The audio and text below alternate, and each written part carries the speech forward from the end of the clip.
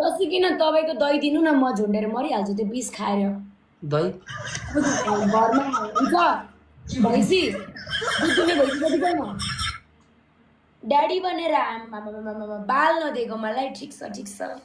तिमीलाई बाल त अब कहाँको बाल? तपाईँको एउटा कपाल भयो नि हुन्छ, तर टाउको होइन, जिनाको होइन, यहाँको तिमीलाई होइन, बाल देसी म के तेरी माटक तिमीलाई बाल देसी के ताक्नु भएन नि म। अनि चिल्लो हुँदा राम्रो हुन्छ त नि, म सार्न पनि कस्तो मजा आउँछ।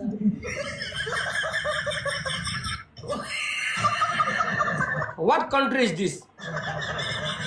पोखरा हो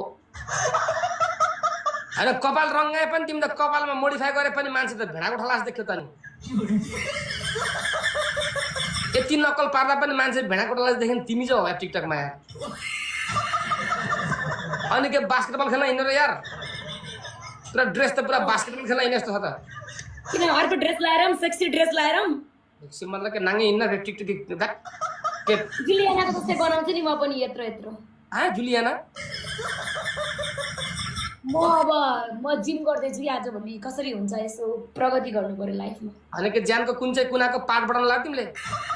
जिम चस्माहरू चस्मा आँखाको होइन जिम गरेर चाहिँ के पाउँछ हौ केटीहरू फोकट घर ढलाइ सिङ्गो नउठाने घाउमा गएर 15 किलोको फलाउनु उठाउनु डाक। किन तपाईँले केही गरिदिनु हुने हो र? तपाईँ केही गर्ने भए त केही गर्दिनँ म। आनन्दमा रिल्याक्समा सुत्नु नि, आनन्द कुर्सीमा नत्र समुद्रमा। पोखरामा पानीको कमी छैन क्यारे? पोखरा 15 दिन फिलिपिन्स आउनु क्या तपाईँ मनिला?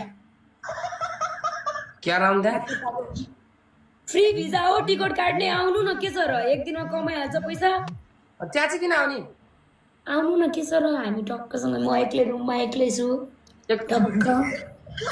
अब पल्लो कोठामा लाइट बस्नु, म यो कोठामा लाइट बस्छु, अनि दिउँसो समुद्रमा जाने टक्कसँग। मेरो नाम रुबेल।